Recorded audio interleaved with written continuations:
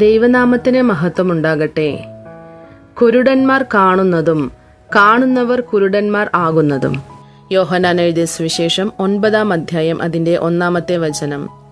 അവൻ കടന്നു പോകുമ്പോൾ പിറവിയിലെ കുരുടനായൊരു മനുഷ്യനെ കണ്ടു. അവനെക്കുറിച്ച് ശിഷ്യന്മാർ ചോദ്യങ്ങൾ ചോദിക്കുന്നതായി കാണാം. ഇവൻ ചെയ്ത പാപമാണോ അതോ ഇവന്റെ അമ്മയപ്പന്മാർ ചെയ്ത പാപമോ എന്ന് ചോദിക്കുന്നു. നമ്മുടെ പാപങ്ങൾക്കും നമ്മുടെ അമ്മയപ്പന്മാരുടെ പാപങ്ങൾക്കും നമുക്ക് ശിക്ഷയുണ്ട്, അതിന് നിശ്ചയം തീർപ്പുമുണ്ട്. ഈ പിറവി കുരുടന്റെ പിറവിയിലെ ഈ തീർപ്പ് അവനില്ല എന്ന് കർത്താവ് പറയുന്നു. ദൈവത്തിന്റെ പ്രവൃത്തികൾ ഇവൻ മൂല്യമായി വെളിപ്പെടാൻ വേണ്ടിയാണ് ഇവൻ ഇങ്ങനെ പിറന്നത് എന്നാണ് പറയുന്നത്. ഇത് മുൻനിർണയം ചെയ്ത പിറവിയാണ്. ഇവൻ ജനിക്കുന്നതിന്റെ പുറകിലെ ഉദ്ദേശം ദൈവത്തിന്റെ പ്രവൃത്തിയാണ്. ഇവൻ ചെയ്ത പാപമാണോ അല്ലെങ്കിൽ മാതാപിതാക്കൾ ചെയ്ത പാപമോ എന്ന നിലയിൽ ഇവനില്ല. ഇവൻ കാഴ്ച നേടുന്നതിന്റെ വിധം ഭ്രമിക്കുന്നതാണ്. പിറവിയിലെ കുരുടനായ ആ മനുഷ്യന്റെ കണ്ണ് ഒരാൾ തുറന്നോ എന്ന് ലോകമുണ്ടായത് മുതൽ ഇങ്ങനെ കേട്ടിട്ടില്ല എന്ന് അവൻ വായികൊണ്ട് പറയുന്നു. ഇവർ ദൈവത്തിൽ നിന്ന് വന്നതല്ലാതെ ഇങ്ങനെയുള്ള പ്രവൃത്തികൾ ചെയ്യാൻ പറ്റില്ല എന്ന് പറയുന്നു. ഇവൻ ദൈവത്തിൽ നിന്ന് വന്നതാണ് എന്നാണ് പിറവിയിലെ കുരുടനായ മനുഷ്യൻ സ്ഥിരീകരിക്കുന്നത്. ഇത് മോശയുടെ മാർഗത്തിന് ഞെട്ടലും കലക്കവും കൊണ്ടുവരുന്നു. അവന്റെ അടുത്ത് ചോദിച്ച 7 ചോദ്യങ്ങൾക്കും തക്കതായ മറുപടി കൊടുത്തു. കാണാത്തവർ കാണുന്നതിനും കാണുന്നവർ കുരുടന്മാർ ആവാനും ഇങ്ങനെ ന്യായവിധിക്കായി ഞാൻ ഇഹലോകത്തിൽ വന്നു എന്ന് കർത്താവ് പറയുന്നു. കണ്ണ് കാണാൻ പറ്റാത്ത കുരുടൻ യേശു ആരാണ് എന്നത് മനസ്സിലാക്കി വെച്ചിരിക്കുന്നു. കണ്ണുള്ള യഹൂദന്മാർ മോശയുടെ മാർഗത്തിലുള്ളവർ യേശുവിനെ അറിയുന്നില്ല. ഇതാണ് ഇവരുടെ മേൽ വരുന്ന ന്യായവിധി. പരീശന്മാരിൽ ചിലർ ഞങ്ങളും കുരുടന്മാരോ എന്ന് പറയുന്നു. നിങ്ങൾ കുരുടന്മാരായി ഇരുന്നാൽ നിങ്ങൾക്ക് പാപമില്ല. നിങ്ങൾ കാണുന്നു എന്ന് പറയുന്നത് കൊണ്ട് നിങ്ങളുടെ പാപം നിലനിൽക്കുന്നു എന്ന് ദൈവം പറയുന്നു. നിങ്ങൾ കുരുടന്മാരായിരുന്നാൽ നിങ്ങൾക്ക് പാപമില്ല. ഞാൻ പറയുന്നത് ചെവിയിനാൽ കേൾക്കാം. എന്നെ ദൈവത്തിന്റെ പുത്രൻ എന്ന് നിങ്ങളുടെ വായ് കൊണ്ട് മഹിമപ്പെടുത്തുവാൻ പറ്റും. ഞാൻ പറയുന്നത് കേൾക്കാതെ എന്നെ ദൈവപുത്രൻ എന്ന് മഹിമപ്പെടുത്താതെ ചെകിടനും ഊമനുമായ ആത്മാവായി ഇരിക്കുന്നു. കുരുടർ ചെവിയിനാൽ കേൾക്കുന്ന ഇടത്തിലും വായ് കൊണ്ട് അവരെ മഹിമപ്പെടുത്തുവാൻ പറ്റുന്ന സ്ഥാനത്തും ഇരിക്കുന്നു. ദൈവത്തിന്റെ സത്യങ്ങൾ നാം ചെവി കൊണ്ട് കേൾക്കുന്നതും നമ്മുടെ നാവുകൊണ്ട് അവനെ സ്തുതിച്ച് മഹിമപ്പെടുത്തുന്നതുമാണ് സത്യമായ ക്രിസ്തുമതം. ചെവിയുള്ളവൻ കേൾക്കട്ടെ, വായുള്ളവൻ സ്തുതിക്കട്ടെ, മഹിമപ്പെടുത്തട്ടെ. ഇത് കുരുടനായിരുന്നാൽ നിങ്ങൾക്ക് പാപമില്ല എന്ന് ദൈവം പറഞ്ഞതിന്റെ വിശദീകരണമാണ്. റോമർ 1:21 പ്രകാരം അവർ ദൈവത്തെ അറിഞ്ഞിട്ടും അവനെ ദൈവമെന്ന് ഓർത്ത് മഹത്വീകരിക്കുകയോ നന്ദി കാണിക്കുകയോ ചെയ്യാതെ തങ്ങളുടെ നിരൂപണങ്ങളിൽ വ്യർത്ഥരായി തീർന്നു. അവരുടെ വിവേകമില്ലാത്ത ഹൃദയം ഇരുണ്ടുപോയി.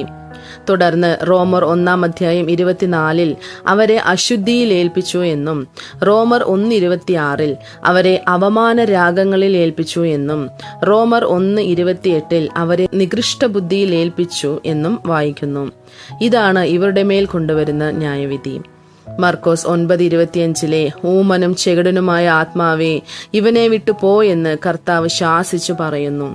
കണ്ണു കാണാൻ പറ്റുന്നവർ ഊമയും ചെകിടനുമായിരുന്നാൽ അവർ ദൈവത്തിന്റെ വചനത്തെ എങ്ങനെ കേൾക്കാൻ പറ്റും? ദൈവത്തെ എങ്ങനെ വായ് കൊണ്ട് മഹിമപ്പെടുത്താൻ പറ്റും? കണ്ണുകൊണ്ട് കാണാൻ പറ്റുന്നവർ ദൈവത്തിന്റെ വചനത്തെ കേൾക്കാത്ത ഇടത്തിലും ദൈവത്തിനെ സ്തുതിച്ച് മഹിമപ്പെടുത്താതെ ഇരിക്കുന്നതും ഇതെല്ലാം ഇവരെ നിത്യ അഗ്നിക്ക് ഇരയാക്കുന്നു. നിങ്ങൾ കാണുന്നു എന്ന് പറയുന്നത് കൊണ്ട് നിങ്ങളുടെ പാപം നിലനിൽക്കുന്നു എന്ന് ദൈവം പറയുന്നു. യേശു പറയുന്ന സത്യങ്ങളെ അവർ കേൾക്കാൻ കൂട്ടാക്കുന്നില്ല. അവനെ ദൈവത്തിന്റെ പുത്രൻ എന്ന് മഹിമപ്പെടുത്താതെ അവരെ വിരോധിക്കുന്നു. ഇതാണ് അവരുടെ പാപം അവരുടെ മേൽ നിലനിൽക്കുന്നു എന്ന് പറയുന്നത്.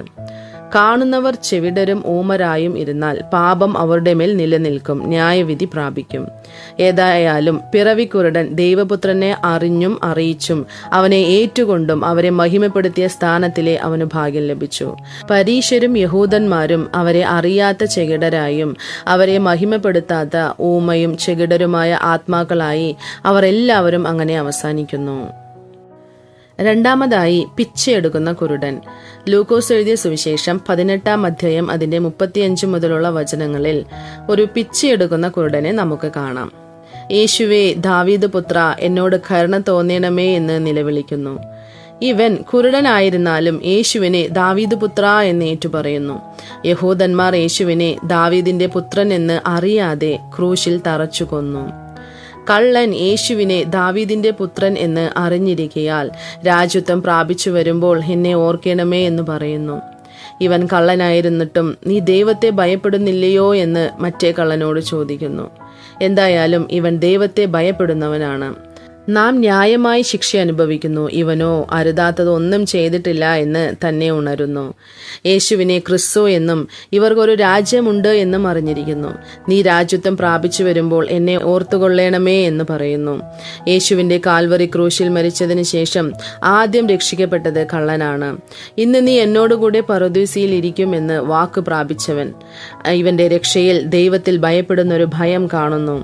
ഇവന്റെ രക്ഷിപ്പിൽ നാം ന്യായമായി ശിക്ഷിക്കപ്പെടുന്നു എന്ന് ഉണരുന്നു. ഇവന്റെ രക്ഷിപ്പിൽ ദൈവരാജ്യത്തെക്കുറിച്ചുള്ള അറിവ് അവനുണ്ട്. രക്ഷിക്കപ്പെടുന്നതിന് ഇവൻ ഒരു മാതൃക. ഈ പിച്ചയെടുക്കുന്ന കുരുടൻ യേശുവിനെ ദാവീദ് പുത്ര എന്ന് സ്ഥിരീകരിക്കുന്നു. യേശുവിനോടുകൂടെ നടന്ന ധാരാളം ജനങ്ങൾ അവനെ ഡാ കുരുട നിലവിളിക്കരുത് എന്ന് ശാസിക്കുന്നു. പക്ഷെ ഇവൻ ശബ്ദത്തെ വീണ്ടും ഉയർത്തുന്നു. യേശു, നിനക്ക് ഞാൻ എന്തു ചെയ്യണം എന്ന് ചോദിച്ചു. എനിക്ക് കാഴ്ച കിട്ടണം, യേശുവിനെ കാണണം എന്ന് പറയുന്നു. പിച്ചക്കാച്ച് അവൻ കേട്ടില്ല. യേശുവിനെ കാണണമെന്നാണ് അവൻ ചോദിക്കുന്നത്. ആ കുരുടൻ യേശുവിനെ കാണുന്നു. കുള്ളനായ സക്കായി യേശുവിനെ കാണാൻ ആഗ്രഹിക്കുന്നു. കാട്ടത്തി മരത്തിൽ കയറുന്നു. സക്കായി യേശുവിനെ കാണുന്നതിന് മുമ്പേ യേശു അവനെ കണ്ടു. സക്കായിയെ, വേഗം ഇറങ്ങി വാ, ഞാൻ ഇന്ന് നിന്റെ വീട്ടിൽ പാർക്കേണ്ടതാകുന്നു എന്ന് പറയുന്നു. അന്യായമായി വാങ്ങിയത് 4 മടങ്ങായി മടക്കി കൊടുക്കാമെന്ന് സക്കായി പറയുന്നു. 1. പാപ ഉണർവ്. 2. പാപത്തെക്കുറിച്ചുള്ള മനസ്താപം. 3. പാപത്തെ ഏറ്റുപറയുക. 4. നിരപ്പ് പ്രാപിക്കുന്നത്. 5. തിരിച്ചു കൊടുക്കുന്നത്. ഇതാണ് സക്കായിയുടെ രക്ഷിപ്പ്. ഇവനും അബ്രഹാമിന്റെ മകനാകയാൽ ഇന്ന് ഈ വീട്ടിന് രക്ഷ വന്നു എന്ന് പറയുന്നു. 3. ഗ്രാമത്തിലിരിക്കുന്ന കുരുടൻ. മർക്കോസ് എഴുതിയ സുവിശേഷം 8-ാം അധ്യായം അതിന്റെ 23-ാമത്തെ വചനം. ഗ്രാമത്തിലുള്ള കുരുടനെ യേശു കൈയിനെ പിടിച്ച് വെളിയിൽ കൊണ്ടുവരുന്നു. ആദ്യം പ്രാർത്ഥിച്ചപ്പോൾ മനുഷ്യനെ മരം പോലെ കാണുന്നു എന്ന് പറയുന്നു. 2ാമതും പ്രാർത്ഥിച്ചപ്പോഴാണ് ശരിയായി കാണാൻ തുടങ്ങിയത്. ഈ ഗ്രാമത്തിലിരിക്കുന്ന കുരുടന്റെ കണ്ണ് കാണാൻ വേണ്ടി 2 പ്രാവശ്യം യേശു പ്രാർത്ഥിക്കുന്നു. ഗ്രാമം എന്നത് തെറ്റായ ഉപദേശമുള്ളതാണ്. നല്ലത് കെട്ടത് എന്നത് ബോധിപ്പിക്കുന്നു. സത്യം കള്ളം എന്നത് ബോധിപ്പിക്കുന്നു. ശരിയായത് തെറ്റായത് എന്ന് ബോധിപ്പിക്കുന്നു. ഇതാണ് ഗ്രാമം. നീ ഈ ഗ്രാമത്തിൽ കടക്ക പോലും അരുത് എന്ന് കൽപ്പിക്കുന്നു. ഒരു കെട്ടതിൽ നിന്ന്, കള്ളത്തിൽ നിന്ന്, തെറ്റായതിൽ നിന്ന് വെളിയെ കൊണ്ടുവന്ന് 2 പ്രാവശ്യം പ്രാർത്ഥിച്ചതിന് ശേഷമാണ് ശരിയായി കാണാൻ പറ്റിയത്. ഗ്രാമത്തിൽ പോകാൻ പാടില്ല എന്നത് ഒരു മുന്നറിയിപ്പ്. കള്ള അപ്പോസ്തലന്മാർ, കള്ള പ്രവാചകന്മാർ, കള്ള ബോധകർമ്മയിൽ വെച്ചിരിക്കുന്ന അഗ്നി ഉറങ്ങില്ല, മയങ്ങില്ല. പിറവിക്കുരുടൻ മുൻ നിർണയിക്കപ്പെട്ട അനുഭവത്തിലെ അവൻ തന്നെ വെളിപ്പെടുത്തുന്നു. പിച്ചയെടുക്കുന്ന കുരുടൻ പിച്ചയെടുക്കാതെ യേശുവിനെ കാണണം എന്നിടത്തിൽ യേശുവിനെ കണ്ടു. ഗ്രാമത്തിലിരിക്കുന്ന കുരുടൻ തെറ്റായ ഉപദേശത്തിൽ നിന്ന് ശരിയായ ഉപദേശത്തിൽ കൊണ്ടുവന്ന് തന്നെ സൂക്ഷിക്കുന്നു. ഈ കുരുടന്മാർ എല്ലാം നമുക്ക് നല്ലൊരു ബോധനയാണ് തരുന്നത്. തെറ്റായ ഉപദേശത്തെ നമുക്ക് ഒഴിവാക്കാം. പിച്ച കേൾക്കാതെ യേശുവിനെ നമുക്ക് കാണാം. ബുദ്ധിയില്ലാത്ത കന്യകകൾ പിച്ച കേൾക്കുന്നു. ബുദ്ധിയുള്ള കന്യകകൾ പിച്ച കൊടുക്കാൻ പറ്റാതിരിക്കുന്നു. മണവാട്ടിയോ നിനക്കും നിന്റെ ഒട്ടകത്തിനും കൊടുക്കാമെന്ന് പറയുന്നു. പിറവിക്കുരുടന്റെ മുൻ നിർണയിക്കപ്പെട്ട ജനനത്തിന് നാം സമർപ്പിക്കാം. എഫെസർക്ക് എഴുതിയ ലേഖനം 1:4 പ്രകാരം നാം തന്റെ സന്നിധിയിൽ വിശുദ്ധരും നിഷ്കളങ്കരും ആകേണ്ടതിന് അവൻ ലോകസ്ഥാപനത്തിന് മുമ്പേ നമ്മെ അവനിൽ തെരഞ്ഞെടുത്തു. കർത്താവ് നമ്മെ അനുഗ്രഹിക്കുമാറാകട്ടെ. ആമേൻ.